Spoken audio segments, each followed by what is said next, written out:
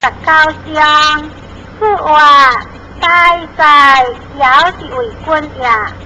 巍巍河以天为大，以尧直治。东东河民无良名言，巍巍河只有成功也，泛河只有文章。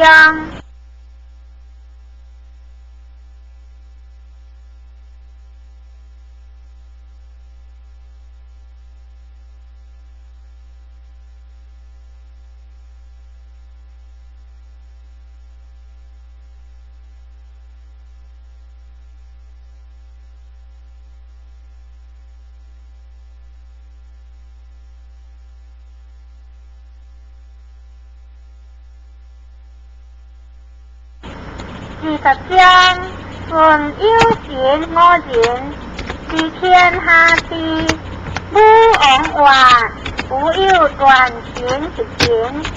康出话，才然，不知言何，当无之罪，无书为先，有负人言，救人以义应。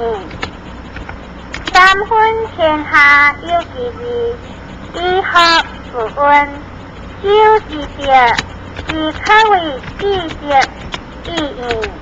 说话，吾我不敢言语，非应是离地好学为行，恶以下离地必学不变，必将学离心的学过学，吾我不敢言语。